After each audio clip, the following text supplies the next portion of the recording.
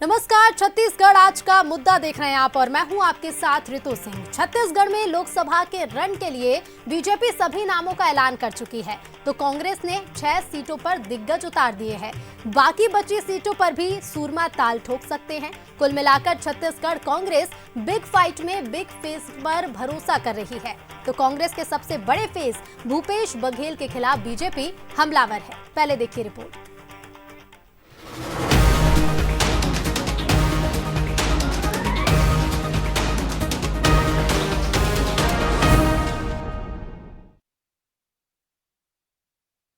छत्तीसगढ़ में लोकसभा चुनाव की बिसात बीत चुकी है।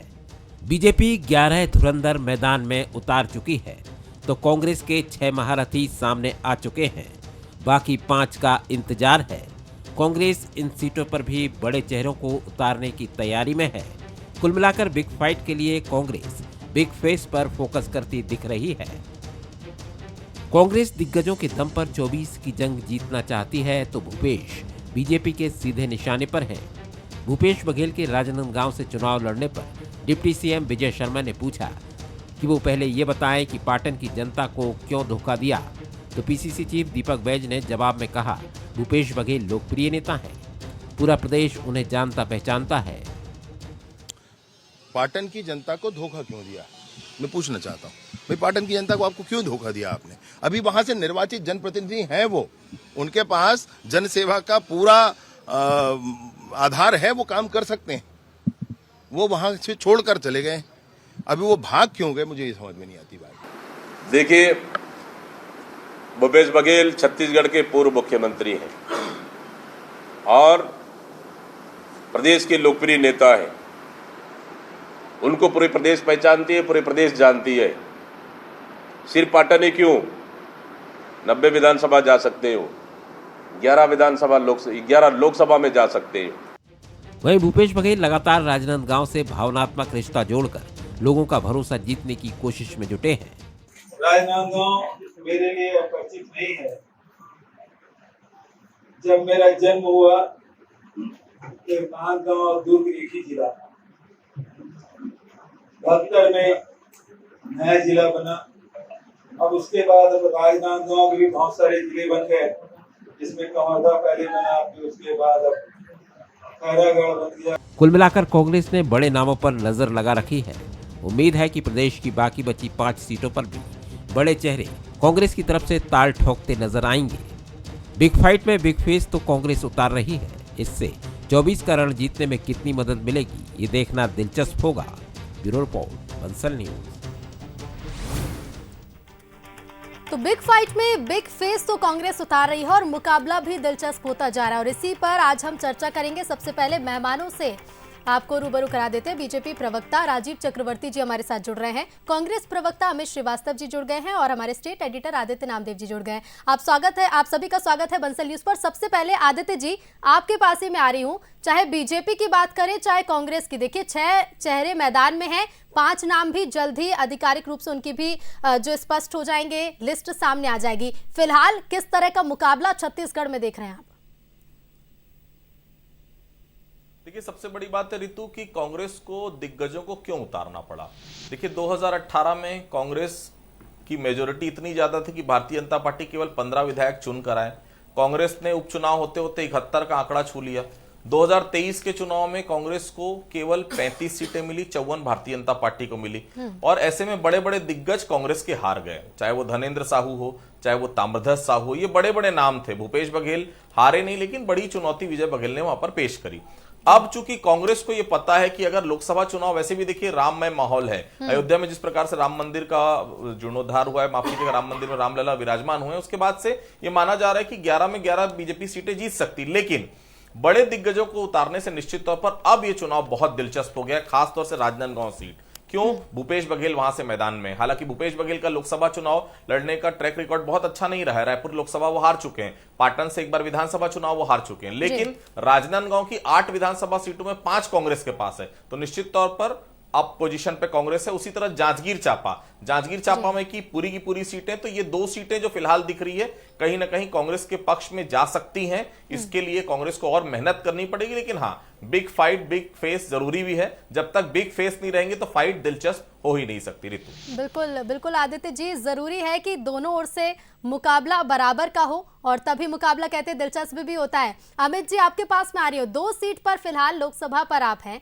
अब ऐसे में 2 सीट से 11 सीट के दावे कर रहे हैं। ये रास्ता इतना आसान नहीं है, दिग्गजों को तो मैदान में उतार दिया, लेकिन कैसे इस रास्ते को पार करेगी कांग्रेस? रितु जी देखिए, वैसे भी मेरा अपना ये मानना है कि हमेशा आदमी को संघर्ष के रास्ता को चुनना चाहिए, क्योंकि इजी रास्ते में उतना ना मजा भी नहीं है और उतना कहते हैं ना कि अगर कोई व्यक्ति संघर्ष के रास्ते को जाएगा तो उसकी जीत भी उतनी अच्छी होती है, लोगों को पसंद भी आती है। रही बात, तो आपको मैं बता दूं कि छत्तीसगढ़ का एक कार्यकर्ता ये चाहता था कि हमारे नेतागण, क्योंकि जो जो क्षेत्रों से पार्टी ने टिकट दिया है नेताओं को, वहां के कार्यकर्ताओं की डिमांड आ रही थी, वहां की जनता चाहती थी कि लोग लड़े वहां से, तो निश्चित तौर पे पार्टी हाईकमान ने डिसाइड करके उनको टिकट दिया है।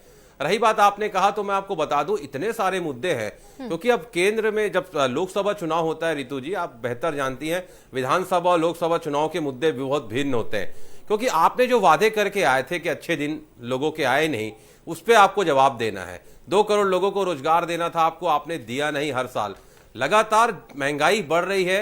अब चुनाव जब आता है, लोग तो अब कहते हैं कि चुनाव होते रहना चाहिए। अब ये जो कह रहे हैं 29 के बाद चुनाव, एक साथ विधानसभा और लोकसभा चुनाव होगा, तो लोग घबरा रहे हैं कि सिलेंडर के दाम 5 साल में एक ही बार कम करेगी क्या सरकार? तो मैं आपके माध्यम से एक ही चीज कहना चाहता हूं कि देखिए, आप 400 का सिलेंडर 1200 ले जाते हैं, 100 रुपए कम कर देते हैं। मतलब ज्वलंत मुद्दों पे आप बात नहीं करना चाहते, आप घबराए हुए, डरे हुए हैं और बौखलाए हुए हैं। इसीलिए आप देखिए कभी कुछ पोस्टर बना के कुछ करना। और एक अहम बात कि 9 सांसद, और आपने कहा कि 9 और 2 का जो आंकड़ा था, मैं बड़ी जिम्मेदारी के साथ आपके लोकप्रिय चैनल पे एक प्रश्न करना चाहता हूं कि छत्तीसगढ़ में ट्रेन की इतनी समस्या है, जब देखो ट्रेन कैंसिल हो जाती है। इन 9 सांसद को छत्तीसगढ़ की जनता ने विजय श्री दिलाई थी। एक भी सांसद ने जाके रेल मंत्री से या प्रधानमंत्री जी से समस्याओं को रखा? नहीं रखा। तो ऐसे निष्क्रिय सांसदों को क्यों छत्तीसगढ़ की जनता जिताएगी? मेरा अहम प्रश्न है। ठीक है, इस प्रश्न का भी जवाब ले लेते हैं। राजीव जी, अमित जी का जवाब भी दीजिएगा, साथ ही ये भी बताइएगा, क्योंकि एक बेहद महत्वपूर्ण बात अमित जी ने कही है। उन्होंने कहा है कि विधानसभा के मुद्दे अलग है, लोकसभा के मुद्दे अलग हैं। परिणाम भी हालांकि कांग्रेस को देखने को मिले थे कि 18 में तो आपने उन मुद्दों के जरिए विधानसभा का चुनाव जीत लिया था, बहुमत जीता था छत्तीसगढ़ में, लेकिन 2019 में आपको लीड नहीं मिली थी छत्तीसगढ़ में। राजीव जी, अमित जी के सवाल का जवाब दीजिएगा और साथ ही इस पर भी टिप्पणी करिएगा, 18 और 19 के परिणाम। देखिए, 18 में हमें जनादेश स्वीकार किए, हमारी हार हुई, लेकिन छत्तीसगढ़ की जनता बहुत सजग है, देश की जनता। मैं आपको रितु जी बता दूं, 1994 के बाद से आज तक कांग्रेस पार्टी छत्तीसगढ़ लोकसभा में कभी भी 2 और 3 से ज्यादा सीटें नहीं जीत पाई है। अभी इस हालात में कांग्रेस पार्टी जो हर मुद्दे पर विफल है, जनता के सामने उनका मुखौटा उतर चुका है। जब 2094, 96 और जो बीच में मध्यावधि चुनाव हुए, लगातार भारतीय जनता पार्टी की लोकसभा में जीत हुई है। और पिछले बार जब आपने देखा 2018 में, ये जनादेश हमारे खिलाफ था, लेकिन राष्ट्रीय मोर्चा पर जिन बातों की अमित जी दुहाई दे रहे हैं, महंगाई की बातें थी, सुरक्षा की बातें थी, उसके बावजूद भी जनता ने हमें समर्थन दिया। आज अगर आप परिस्थितियां देखेंगे रितु जी, तो परिस्थितियां बिल्कुल, आप आदित्य जी से भी पूछ लीजिएगा, तो परिस्थिति बिल्कुल भिन्न हो चुकी है। भारतीय जनता पार्टी के काडर के अलावा जनता जनार्दन भी भारतीय जनता पार्टी की एक, जिसे कहते हैं ना, राइडर फोर्स, उस राइडर फोर्स की तरह हमारे साथ जुड़ी हुई है। और हमें आशा ही नहीं बल्कि पूरा विश्वास है कि जितने भी मुद्दे गिना रहे हैं, सारे मुद्दों का जवाब जनता के पास है। अगर महंगाई की मुद्दा है तो कोई जन आंदोलन नहीं हुआ। अगर रेलवे की बात करते हैं तो रेल कॉरिडोर बना, और आज रेल की स्पीड के लिए सारी बातें हो रही है कि किस प्रकार से रेल की स्पीड बढ़ाई जाए, जो अंग्रेजों के समय की जो संचार प्रणाली थी उसे हटाई जाए, जनता जानती है। इसीलिए पूरा स्पष्ट जनादेश भारतीय जनता पार्टी के पास है, चाहे कोई भी दिग्गज आ जाए। इसके पहले भी आपको पृष्ठभूमि बता दूं, मोतीलाल वोरा जी जो राष्ट्रीय नेता थे, वो राजनांदगांव से डॉक्टर रमन सिंह से चुनाव हार चुके थे। भूपेश बघेल जी चुनाव हार चुके हैं। तमाम कांग्रेस के बड़े लीडरान, विद्याचरण शुक्ल जी यहाँ से भारतीय जनता पार्टी से करारी शिकस्त खा चुके हैं। और आज भी वही स्थिति है। कांग्रेस के कोई भी दिग्गज आ जाए, ठीक है। तो हालांकि भारतीय हालांकि जनता हालांकि पार्टी का राजीव छोटा जी, सा राजनांदगांव में फिलहाल विधानसभा के जो परिणाम देखने को मिले, कांग्रेस बेहतर स्थिति में रही और वही स्थिति जांजगीर में भी रही है। आदित्य जी, क्या लगता है, मुद्दे हावी रहेंगे या क्षेत्र में दिग्गजों का दबदबा देखने को मिलेगा? देखिए, सबसे बड़ी बात यह है कि भारतीय जनता पार्टी को अपने 9 सांसदों में से 7 की टिकट काटनी पड़ी।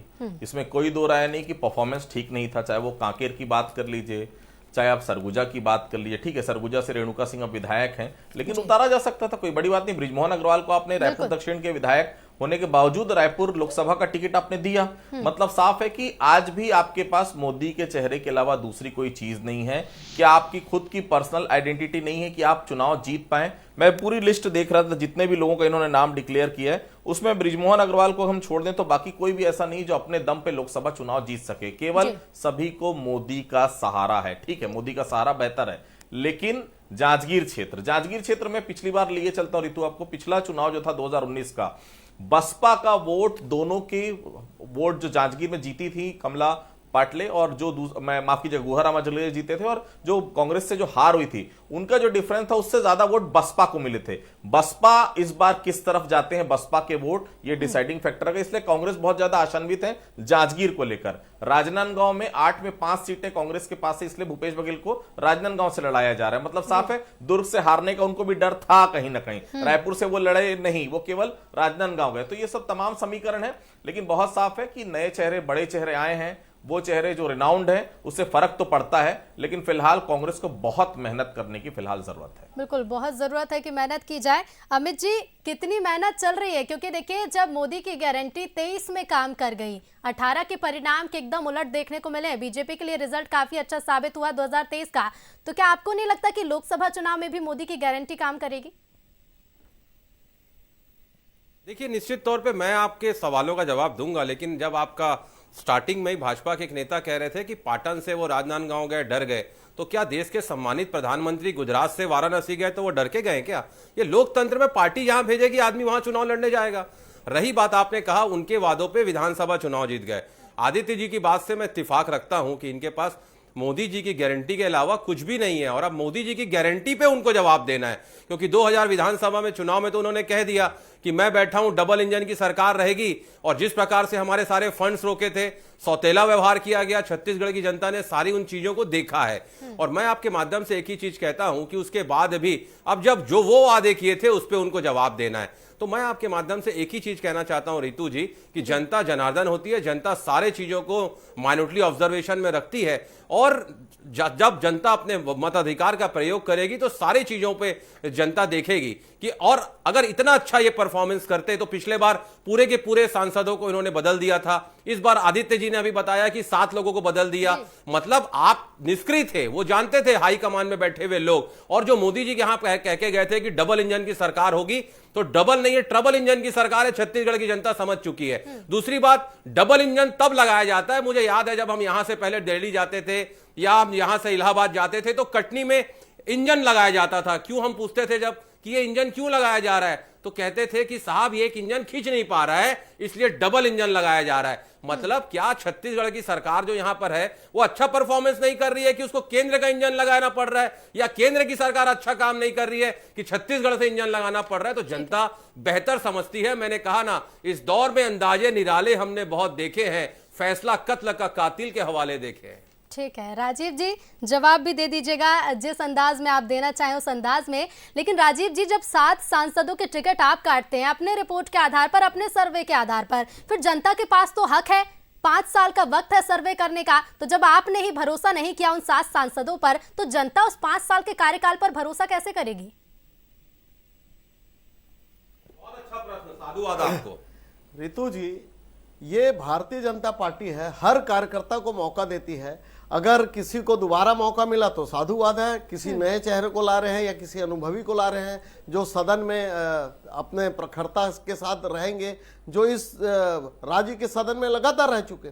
तो भारतीय जनता पार्टी अगर नवाचार करती है, अपने पार्टी के हर कैडर को करती है, तो कांग्रेस के पेट में दर्द क्यों? आइए मुकाबला करिए। कौन कहता कि आसपास में छेद नहीं हो सकता, एक तबीयत से पत्थर तो उछालो यारो। ये भारतीय जनता पार्टी में आपने हरियाणा में देख लिया, एक छोटे से बस कंडक्टर भी मुख्यमंत्री के पद पर आ गया। उसके पहले जो मुख्यमंत्री थे वो पार्टी के काडर थे, लगातार 24 वर्ष तक बीएमएस का काम करते थे, खट्टर जी। ये कांग्रेस पार्टी नहीं कि केवल एक घराने के लोग ही सांसद बनेंगे।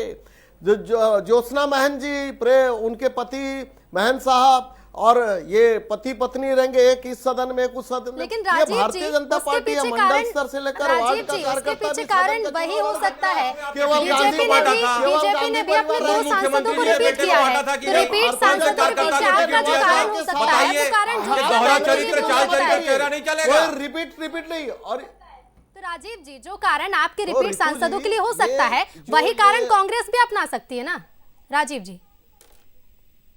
अपना सकती है, कांग्रेस अपना रही। मैंने तो कहा कि आइए मैदान जंग में, स्वागत है आपका, लेकिन किस मुंह से आएंगे? जो 65 वर्ष तक देश में शासन किए, काटो बाटो, ओबीसी की राजनीति, इस्लाम खतरे में है, ताला हमने खुलवाया, तो ये सब जो है सुप्रीम कोर्ट को धन्यवाद देना चाहता हूं मैं। अपमान पर कांग्रेस पार्टी के मुंह में आज तक दही जमी हुई है कि कहीं इंडी गठबंधन टूट न जाए। तो देश की जनता रितु जी जान रही है कि देश में क्या चल रहा है। आज टीवी मीडिया का जमाना है, सोशल मीडिया का जमाना है, आज बच्चे पढ़ लिख ले गए। आपने इंदिरा गांधी जी की गाथा पढ़ा दी पाठ्य पुस्तकों में, लेकिन आज जनता जान चुकी है कि जीप घोटाला, कोल घोटाला, राष्ट्रमंडल घोटाला, ये घोटाले की सरकार थी। बोफोर्स तोप की घोटाला। रितु जी मैं कहना चाहूंगा, just give me 5 second. Congress को भी चंदा मिला, भाजपा को भी चंदा मिला, और वो हम तो न्यायालय का सम्मान करते हैं। न्यायालय ने खोल दी बातें कि बताइए, ये कहते थे आपातकाल लग गया देश में, राहुल गांधी जी कह रहे न्याय यात्रा, देश में आपातकाल लग गया, कोर्ट चुप है, न्यायालय चुप है, संसद चुप है। भाई कोई चुप नहीं है। देश में लोकतंत्र की मूल्य बहुत मजबूत है, भारतीय जनता पार्टी उसके साथ है। ये वही कांग्रेस पार्टी है जो 90 बार देश में चुनी हुई सरकारों को बर्खास्त कर दी थी। जवाब देना चाहूंगा। राजीव जी बड़े इत्मीनान से अमित जी आपको सुन रहे हैं। ठीक है राजीव जी काफी समय आपको मिल चुका है। अमित जी काफी आराम से आपको सुन रहे थे। मैं चाहूंगी कि अमित जी अपनी बात रखें तो आप भी आराम से सुनिएगा। अमित जी बोलिए। देखिए, बहुत दुहाई दे रहे थे 65 साल की। 65 साल में सारी सरकारों ने 55 लाख करोड़ रुपए कर्ज लिया था। इन्होंने कितना कर दिया 10 साल में? 205 लाख करोड़। बड़े यार, एक मिनट राजीव जी प्लीज, आगे लेकर जा रहे हैं आप कितना आगे ले जा रहे हैं मैं आपको बताता हूं। और आप कितना लोकतांत्रिक बने हुए थे। अरे सुन लीजिए Ritu ji, this is not the correct way. आप इनको रुकने बोलिए। राजीव जी इत्मीनान से थोड़ी बात सुन लीजिए, उसके बाद जवाब देने का मौका दिया जाएगा।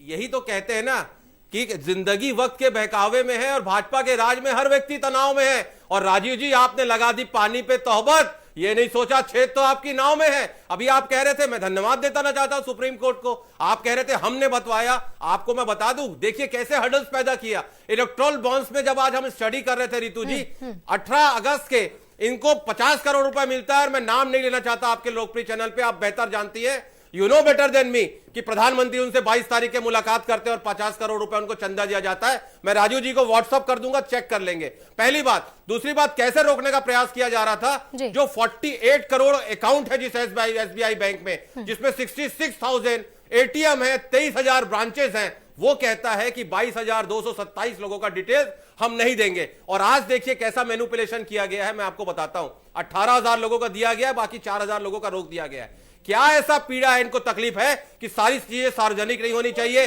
और अब तो लोग कह रहे हैं, देखिए अब तो लोग कह रहे हैं चंदा दो धंधा लो, चंदा दो धंधा लो। जनता समझ चुकी है और इन सारे मुद्दों को लेकर हम जनता के बीच में राजीव जाएंगे। जी, अमित जी दिग्गजों के अलावा जिस तरह से मुद्दों को लेकर आ रहे हैं, तो उससे ये तो समझ में आ रहा है कि कांग्रेस दिग्गजों को भले ही मैदान में उतार रही हो, लेकिन मुद्दों को लेकर भी मैदान में डटी हुई नजर आएगी। आदित्य जी, एक और हमने देखा कि देखिए न्याय यात्रा निकली और उसमें भी बड़ी सोच समझ के कांग्रेस ने उन सीटों का चयन किया जहां स्थिति को बेहतर करना आसान होगा कांग्रेस के लिए। दूसरी ओर हम बीजेपी की ओर से देखते हैं कि 7 सांसदों का टिकट काटा गया है। लगता होगा बीजेपी को कि वहां पर आसान नहीं होगा जीत हासिल करना उन कैंडिडेट्स के लिए, इसलिए कैंडिडेट्स बदले गए होंगे। लेकिन इन स्थितियों के बाद किस तरह की दिलचस्प मुकाबला आप देखते हो और क्या कुछ चैलेंजेस इन दोनों पार्टियों के सामने अब है?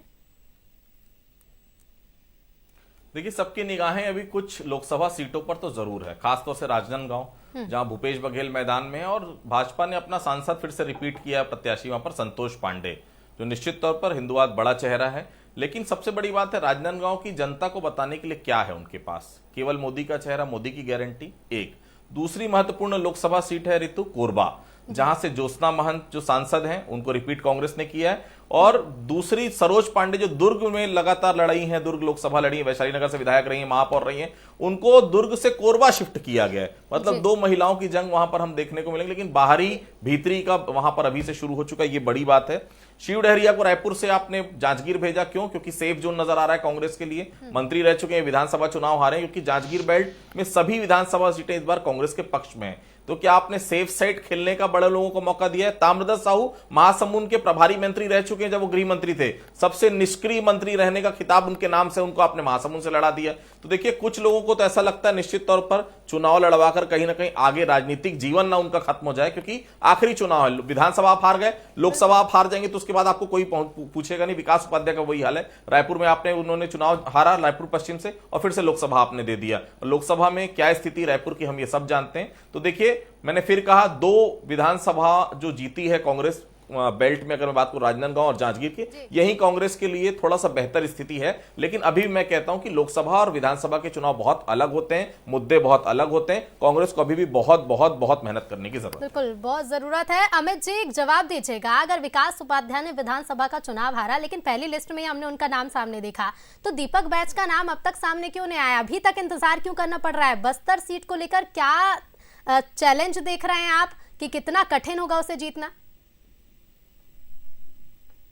पूरे देश में टिकट डिसाइड करना पड़ता है किसी भी पार्टियों को। जी। अभी आप देखिए कि क्या भाजपा ने 543 टिकट डिक्लेयर कर दी है? नहीं की है। और नितिन गडकरी जी जैसे वरिष्ठ नेताओं का नाम परसों आया है। तो अभी स्क्रीनिंग कमेटी में सारे लोगों की चर्चा हो गई है, कल आचार संहिता लग जाती है, उसके बाद सारे लोगों का नाम आ जाएगा। और रही बात, मैं आपके माध्यम से एक ही चीज कहना चाहता हूं कि कांग्रेस का एक एक कार्यकर्ता इस रण को लड़ने की तैयार है, और हम सारे ज्वलंत मुद्दों पे जो जनता की तकलीफें थी, जनता को जो प्रॉमिसेस इन्होंने किया था, जो डिलीवर इन्होंने नहीं किया, उस सारे मुद्दों को लेकर ऋतु जी हम जाएंगे, और हमें पूर्ण विश्वास है कि इस बार इनकी दाल नहीं गलने वाली है। और रही बात, आपको मैं एक चीज बता दूं, अगर चुनाव में जीत हार, हम राजनीतिक व्यक्ति हैं और हमें जीत हार दोनों से उतना ही मोहब्बत रहती है, आपको मैं बता दूं, हताश होने की जरूरत नहीं है। और कहते ना, मेरा पानी उतर देख किनारे पे घर मत बना लेना, मेरा पानी उतर देख किनारे पे घर मत बना लेना, हम कांग्रेसी समुंदर है, लौट के फिर आएंगे। तो मैं आपको याद दिलाना चाहता हूं, डॉक्टर रमन सिंह जी कवर्धा से चुनाव हारे थे, राजीव जी को याद होगा, उसके बाद उनको राजनांदगांव चुनाव लड़ा दिया गया था और वो जीत गए थे। तो जनता जनार्दन होती है इस लोकतंत्र में, कब किसको जिता दे, कब किसको हरा दे, ये जनता से ज्यादा कोई नहीं जान सकता। और ये इसीलिए हम कहते हैं कि this is the beauty of our democracy. Rajiv ji, कुछ ही सेकंड में अपनी प्रतिक्रिया दीजिएगा। दिग्गजों के सामने आपके 7 नए चेहरे, कितना मुकाबला आपके लिए कठिन है? ये तो कांग्रेस की हालत है कि तेरे नीचे जमीन नहीं, मगर अफसोस तुझे यकीन नहीं, कांग्रेस की जमीन खिसक चुकी है। कांग्रेस कहीं पर नहीं है मैदान पर, क्योंकि 5 वर्ष तक भ्रष्टाचार कर चुके हैं। तो जनता के सामने इनका पर्दाफाश हो गया है। और भारतीय जनता पार्टी की जो कार्यकर्ता है, चूंकि कार्डर वाइज पार्टी है, हर कार्यकर्ता लामबंद हो गए हैं। कार्यकर्ता आपके भी मैदान में है, कार्यकर्ता कांग्रेस के भी मैदान में, लेकिन इसी के साथ साथ इस बिग फाइट में बिग फेस भी मैदान में है। अब ये बिग फेस किसके बेहतर साबित होंगे और किसके पक्ष में होगा चुनावी परिणाम, ये समय बताएगा। फिलहाल आप सभी का शुक्रिया हमसे जुड़ने के लिए और इस चर्चा में भाग लेने के लिए। तो देखिए, बिग फेस कांग्रेस ने उतार दिए हैं, तो वहीं बीजेपी ने भी इस बार 7 नए चेहरों को, यानी कि 7 सांसदों का टिकट भी काटा है। अब परिणाम किसके पक्ष में होंगे वो जल्द ही स्पष्ट होगा, और कल चुनावी तारीखों का भी ऐलान होने जा रहा है। तो इसी के साथ आज का मुद्दा में फिलहाल इतना ही। देखते रहिए बंसल न्यूज। नमस्कार।